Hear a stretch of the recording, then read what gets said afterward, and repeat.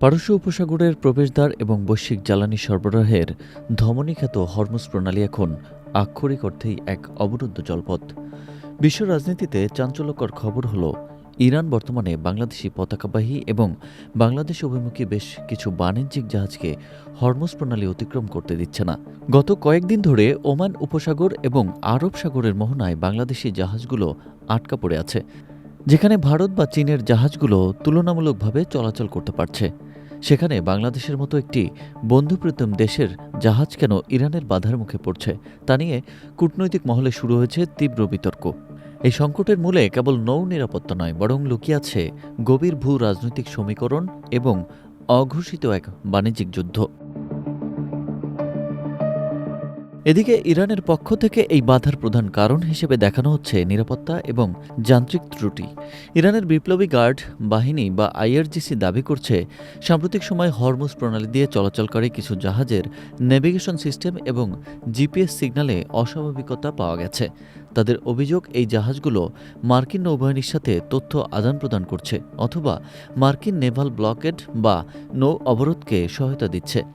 যেহেতু বাংলাদেশ সম্প্রতি যুক্তরাষ্ট্রের সাথে কিছু প্রতিরক্ষা ও বাণিজ্যিক চুক্তি নিয়ে আলোচনা করেছে, তাই ইরান মনে করছে বাংলাদেশি জাহাজগুলো অনিচ্ছা সত্ত্বেও মার্কিন গোয়েন্দার নজরদারি অংশ হিসেবে ব্যবহৃত হতে পারে। এটি মূলত ইরান কর্তৃক ঢাকাকে একটি কঠোর বার্তা দেওয়ার কৌশল, যাতে বাংলাদেশ তার নিরপেক্ষ অবস্থান বজায় রাখে। দ্বিতীয় বড় কারণটি হল আমেরিকার অঘোষিত চাপে বাংলাদেশের পিছুটান। ট্রাম্প প্রশাসন ইরানের উপর যে কঠোর অবরোধ আরোপ করেছে তা কার্যকর করতে তারা মিত্র দেশগুলোকে চাপ দিচ্ছে। বাংলাদেশ যদিও সরাসরি এই অবরোধে অংশ নেয়নি, তবে চট্টগ্রাম বন্দর এবং মোংলা বন্দরে ইরানের জাহাজ ভিড়তে দেওয়ার ক্ষেত্রে ঢাকা কিছুটা সতর্ক অবস্থান নিয়েছে। ইরান মনে করছে, বাংলাদেশ যদি তাদের জাহাজকে বন্দরে জায়গা দিতে দ্বিধা করে, তবে তারাও বাংলাদেশি জাহাজকে হরমুজ প্রণালী ব্যবহার করতে দেবে না। এটি মূলত একটি টিট ফর ট্যাট বা যেমন কর্ম তেমন ফল নীতি। ইরান চাচ্ছে বাংলাদেশ যেন মার্কিন চাপ উপেক্ষা করে সরাসরি ইরানের সাথে বাণিজ্যিক লেনদেনে অব্যাহত থাকে। তৃতীয়ত, জ্বালানি আমদানির নতুন সমীকরণ। বাংলাদেশ বর্তমানে রাশিয়া থেকে বড় আকারের ডিজেল ও অপরিশোধিত তেল আমদানি করছে।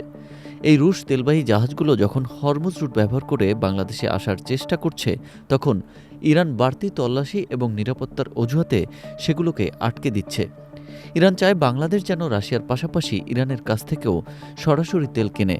তেলের বাজারে নিজের আধিপত্য বজায় রাখতে এবং মার্কিন নিষেধাজ্ঞা ব্যর্থ করতে ইরান এখন হরমুজ প্রণালীকে একটি পলিটিক্যাল বার্গেনিং চিপ বা রাজনৈতিক দর কষাকষির হাতিয়ার হিসেবে ব্যবহার করছে। এই অচলাবস্থার ফলে বাংলাদেশের সরবরাহর চেইনে বড় ধরনের ধস নামার আশঙ্কা তৈরি হয়েছে।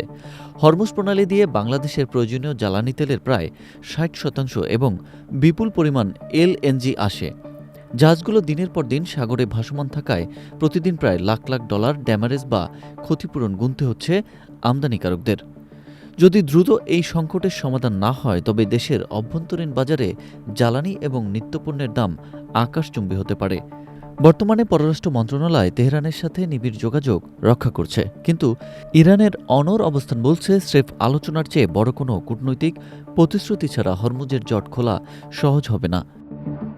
সব মিলিয়ে বন্ধুত্বের খাতিরে নয়, বরং ক্ষমতার ভারসাম্যের লড়াইয়ে আজ বাংলাদেশি জাহাজগুলো হরমুজের উত্তাল জলরাশিতে বন্দী হয়ে আছে।